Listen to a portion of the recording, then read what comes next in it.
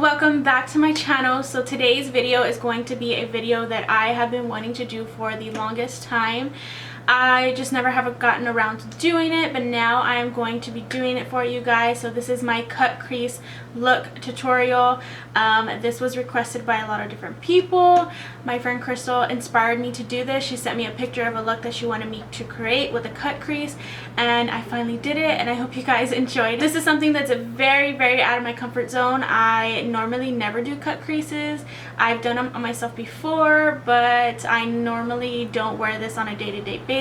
But this is something that's very fun, very glam, and very different from the typical eyeshadow look. Regardless, I hope you guys enjoy this tutorial, and if you did, don't forget to give me a thumbs up and subscribe to my channel if you haven't already.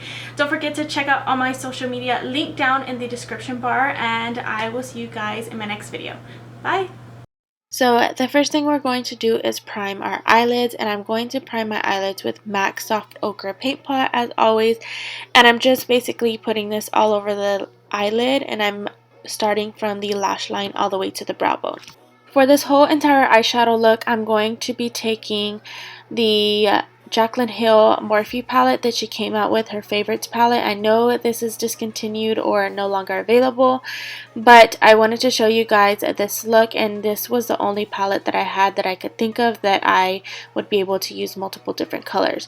So the first thing I'm going to do is take that soft brown shade, and I'm going to blend that all over the crease as our transition shade, and then I'm going to start mapping out the crease.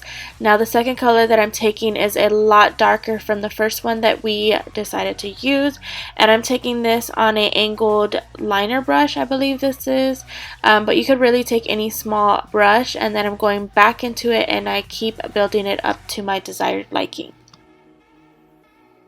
With this particular look, you just kind of want to take out your time and make sure you're mapping it out correctly, and you're kind of just going back and forth, blending it out, building it up. This look is very time consuming, so just be patient with it. The next color I'm going to take is the same dark brown, but I'm taking this on a small pencil brush, and I'm kind of just really cutting that crease. I accidentally went a little bit lower than I actually wanted to go, but that is fine. This is just basically the technique that you want to do.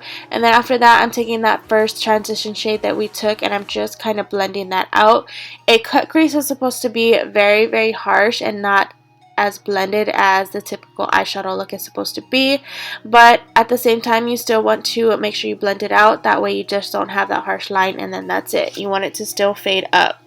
And then the next color I'm going to be taking is the darkest shade that's in the actual palette, and this is kind of like more of a maroon tone brown, and I'm just kind of going back over that and cutting the crease again.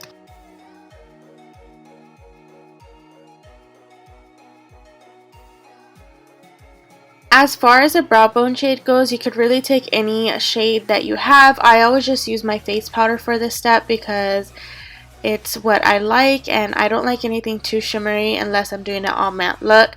So the next thing I'm going to do is I'm going to take the soft ochre paint pot that we use to prime our eyelids, and I'm taking a tiny, I believe this is a crease brush, and I'm just kind of cleaning up the whole entire lid with this.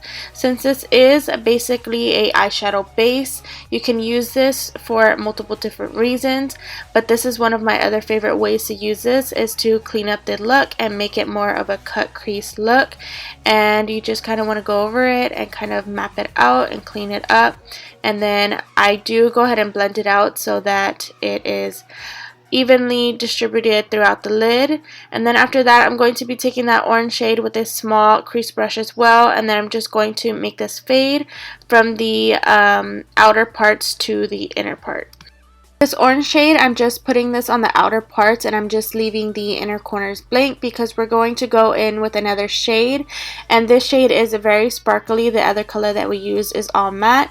So this is ColourPop's Flapper eyeshadow, and this is so pretty. It's basically like a little bit of a coral orange in between shade, but it has the most beautifulest glitter that you will ever see.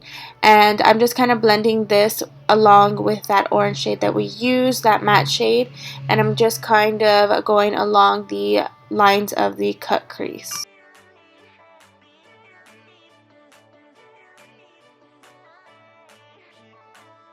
For liner, I'm going to be taking the NYC liquid liner, and this is in the color black, and I'm just going to be lining my eyes with this. I did go ahead and wing it out, and as I was filming this part, I totally forgot I was even doing a cut crease, so I did the wing a little thicker than I wanted to, so that is why you could barely even see the cut crease.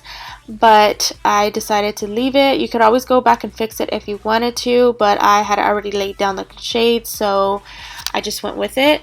And then for eyelashes, I'm going to be taking the Social Eyes eyelashes in the color Siren, and I'm going to apply these to my lids.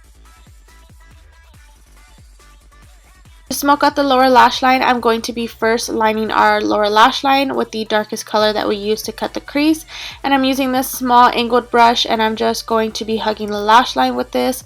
I'm trying to get it really precise, that way it kind of looks like eyeliner, but then it kind of fades.